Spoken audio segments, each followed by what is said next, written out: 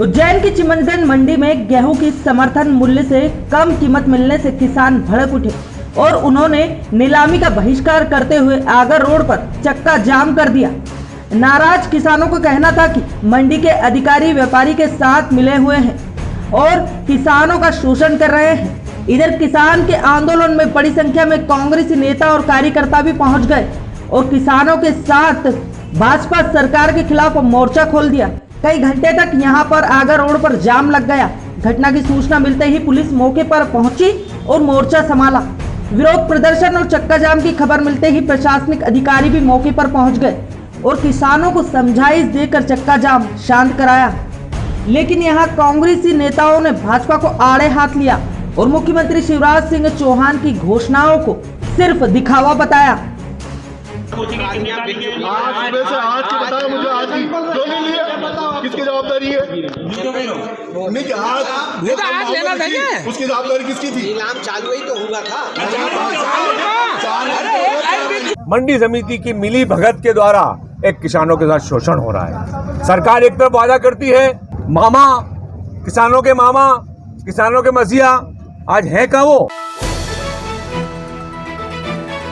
वेतन वृद्धि व नियमितकरण को लेकर आशा कार्यकर्ताओं का विरोध प्रदर्शन इन दोनों लगातार जारी है। सामाजिक न्याय परिसर में चल रहा धरना प्रदर्शन और आशा कार्यकर्ताओं की नारेबाजी के बीच आज कांग्रेस नेत्री नूरी खान भी कूद पड़ी और उनके समर्थन में अपनी आवाज बुलंद की और भाजपा सरकार को आड़े हाथ लेते हुए कहा कि कांग्रेस की सरकार बनते ही आशा कार्यकर्ताओं की सारे मांगे पूरी की जाएगी। यहाँ नूरी खान ने कहा कि मैं आशा कार्यकर्ताओं के लिए शिवराज सिंह चौहान के बंगले तक पहुंचूंगी। तो ये शांतिपूर्वक आंदोलन है, लेकिन आशा कार्यकर्ताओं के लिए अगर मुझे उग्र आंदोलन करना पड़े, शिवराज सिंह चौहान के बंगले तक पहुंचना पड़े, मैं जाऊंगी और इन बहनों की लड़ाई में लड़ूंगी।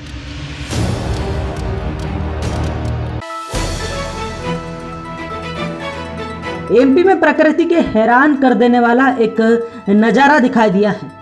पिछले दिनों में मध्य प्रदेश के कई जिलों में बारिश के साथ ऐसे ओले गिरे हैं कि कई जिले कश्मीर में तब्दील हो गए हैं। ऐसा हालात में किसानों पर भी जबरदस्त गाज गिरी है। किसानों के लिए भारी बारिश और ओलावृष्टि से पूरे प्रदेश में हाहाकार मच गया है। कई जिलों में ओलावृष्टि की वजह से गेहूं, चना, सरसों की तैयार फसलें बर्बाद हो गई हैं। प्रदेश सरकार भी किसानों को राहत देने की तैयारी में जुट गई है। इस बीच कांग्रेस विधायक जीतू पटवारी ने किसानों को तत्काल राहत की मांग उठाई है। जीतू पटवारी ने कई ओला प्रभावित इलाकों का दौरा कर यह मांग की है कि सरकार बिना सर्वे कराए 10,000 रुपए प्रति बीघा के हिसाब से किसानों के खाते में राशि भेजे।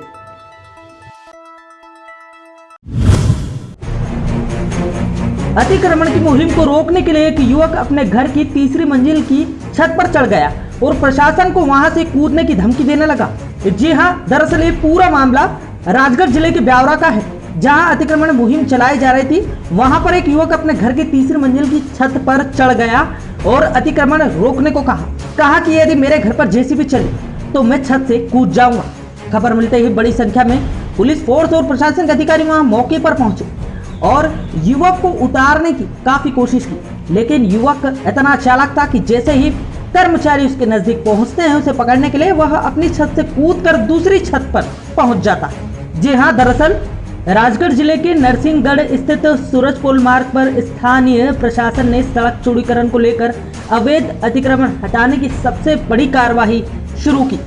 लेकिन यहां पर अतिक्रमण मुहिम के दौरान जब अतिक्रमण हटाने जेसीबी पहुंची तो तीसरी मंजिल पर एक युवक छत पर चढ़ गया और धमकी देने लगा, यदि मकान तोड़ा तो मैं छत से कूद जाऊंगा।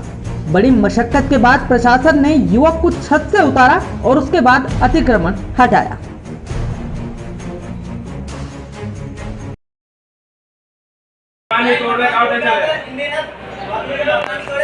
तू आगे निशान बता रहे बेटा, अपना निशान बता रहे मेरे भरोसा निशान बताओ तो बताओ।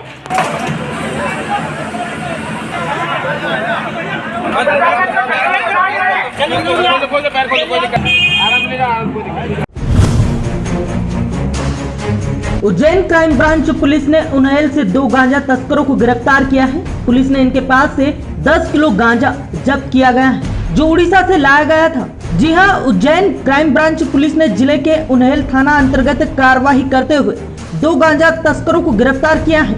पुलिस ने खबर मिलने पर नागजिरी फंटे के समीप गांजे की डिलीवरी देते वक्त दोनों तस्करों को रंगे हाथों गिरफ्तार किया। दोनों ही गांजा तस्कर उन्हेल के रहने वाले हैं। इनके पास से करीब 10 किलो गांजा और एक मोटरसाइकिल जब्त की गई है।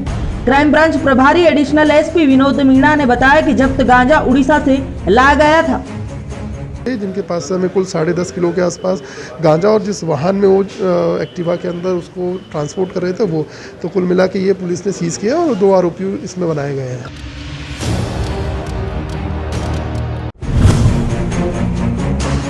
इंदौर के ग्रामीण इलाकों में भारी भरकम बिजली के बिल आ रहे हैं, जबकि भुगतान नहीं करने वालों के खिलाफ कुर्की जैसी कार्रवाई भी की जा रही है। इस मामले को लेकर कांग्रेस विधायक जीतू पटवारी ने मोर्चा खोल दिया है। लोगों की इन्हीं समस्याओं को लेकर जीतू पटवारी विद्युत मंडल कार्यालय पहुंचे और अधिकारियों से चर्चा की।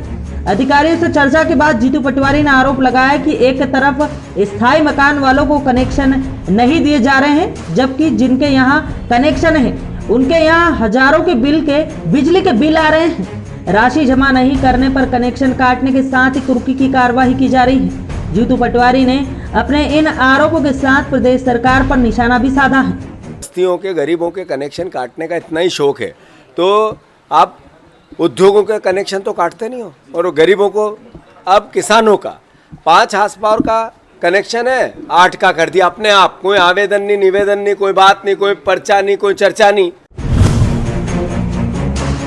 पत्नी से फोन पर लंबी लंबी बात करने वाले प्रेमी का पति ने प्राइवेट पार्ट कर दिया। जी हां, यह पूरा मामला सुसनेर का है, जहां पर पत्नी से फोन पर बातचीत करने वाले 21 साल के लड़के का पति ने प्राइवेट पार्ट काट दिया।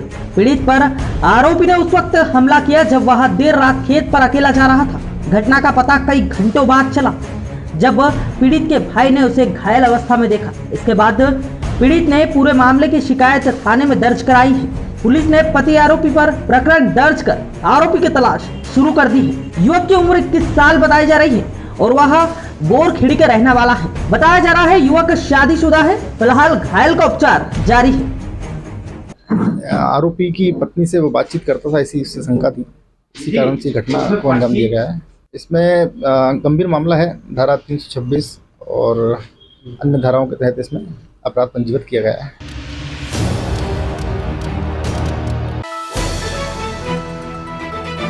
उज्जैन के महाकाल मंदिर में दर्शन के लिए शुल्क लेने का मामला विधानसभा में गूंजा। यहां उज्जैन की कांग्रेस विधायक महेश परमार ने भाजपा की सरकार पर सवाल उठाए और कहा कि महाकाल मंदिर को व्यावसायिक क्षेत्र बना दिया है और श्रद्धालुओं को लूटा जा रहा है। यहां महेश परमार नहीं रुके, उन्होंने कहा शहर में विकास कार्यों के नाम पर जमकर भ्रष्टाचार हुआ है।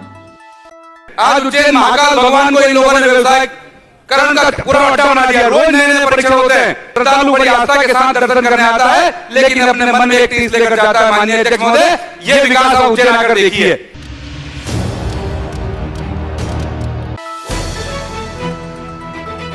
इंदौर में हॉकर्स जोन की योजना सफल नहीं की जा सकती है। बात जिनसी ने हॉकर्स जोन की बात करें तो यहाँ पथ विक्रेताओं को शिफ्ट करने में निगम नाकाम रहा है, जबकि अधिकांश सड़कों पर भी अस्थायी कब्जों का डेरा है। अब चुनावी साल में जब नगर निगम पीएम स्ट्रीट वेंडर योजना के तहत पथ विक्रेताओं को लोन दे रहा है, तो ऐसे में उनके खिलाफ चुनावी माहौल में कार्रवाई करने का साहस जुटाना भी आसान नहीं है। ऐसे में देखने में आ रहा है कि शहर के प्रमुख मार्गों पर एक बार फिर से ठेलों का कब्जा दिखाई दे रहा है। अब नगर निगम क्या करे और क्या ना करे जैसी स्थिति दिखाई दे रही है। आपने देखा हो तो बंगाली ब्रिज के नीचे करीब 2-2.5 से ठेले वालों को खड़ा किया है, तो वो वहाँ अपना सम्मान से रोजगार कर पा रहे हैं। शहर में सड़कों पे से ठेले हट गए, तो इस एक्सपेरिमेंट को हम जारी रखेंगे। इन दिनों महाकाल मंदिर में वीआईपी का आना जाना लगातार जारी है। यहां 1 महीने के भीतर भारतीय टीम के करीब आधा दर्जन खिलाड़ी बाबा महाकाल के दर्शन कर चुके हैं। सोमवार को भारतीय क्रिकेटर उमेश यादव महाकाल मंदिर पहुंचे और बाबा महाकाल का अभिषेक कर पूजा अर्चना की। क्रिकेटर उमेश यादव बाबा महाकाल की भस्म आरती में भी शामिल हुए। यहां पर नंदी हाल में खिलाड़ी उमेश यादव बाबा की भक्ति में लीन नजर आए। आज यहाँ मैं उज्जैन आया हूँ श्री महाकाल जी के दर्शन करने। बस यही कामना है कि यही दुनिया में यही सुख शांति बनी रहे और सबकी कामनाएं पूर्ण हो। जय श्री महाकाल।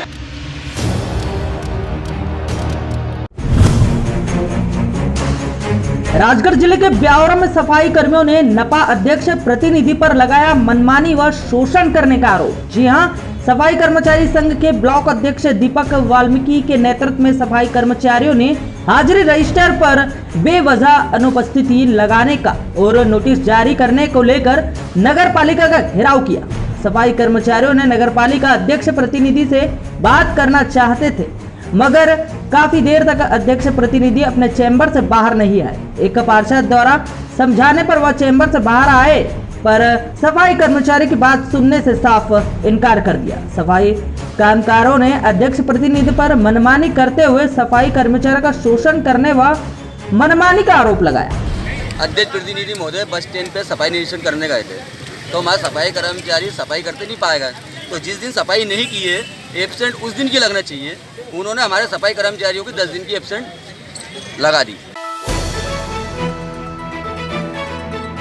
राजगढ़ जिले के ब्यावरा में अपनी 3 सूत्री मांगों को लेकर तहसीलदार व नायब तहसीलदार सामूहिक अवकाश पर चले गए।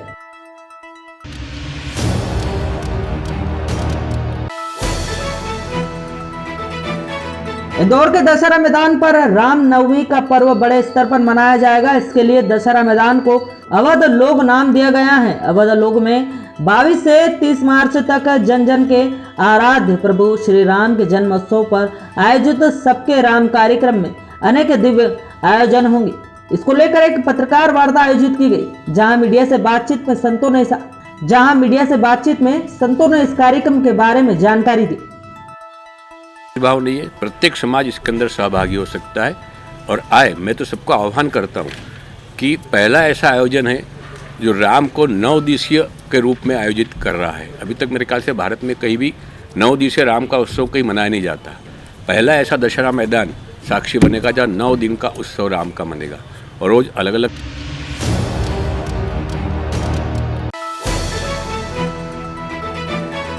सुसनेर में सोमवार को मेला ग्राउंड स्थित ओमकारेश्वर महादेव मंदिर में भाजपा के पूर्व विधायक संतोष जोशी के द्वारा होली मिलन समारोह आयोजित किया गया। इसके पूर्व जोशी के द्वारा ओमकारेश्वर महादेव मंदिर में महारुद्र अभिषेक किया गया, जिसके बाद खेड़ापति हनुमान मठ मंदिर से एक शोभा यात्रा प्रारंभ हुई। इस दौरान जोशी के द्वारा नगर के हनुमान मंदिरों में चांदी से बनी श्री राम जी की चरण पादुका भी भेंट की गई। सुसनेर में सोमवार को कांग्रेस के पूर्व जिला अध्यक्ष बाबूलाल यादव के द्वारा सुमन मैरिज गार्डन में होली मिलन समारोह मनाया गया, जिसमें बड़ी संख्या में लोग उपस्थित हुए। इस मौके पर पूर्व जिला अध्यक्ष यादव ने सभी को अबीर गुलाल लगाते हुए बुजुर्गों से आशीर्वाद लेकर फूलों की बौछार कर होली मनाई। होली मिलन समारोह में संगीत समारोह गीत का भी आयोजन किया गया, जिसमें सभी लोग गीत की संगीत पर जमकर झूमे।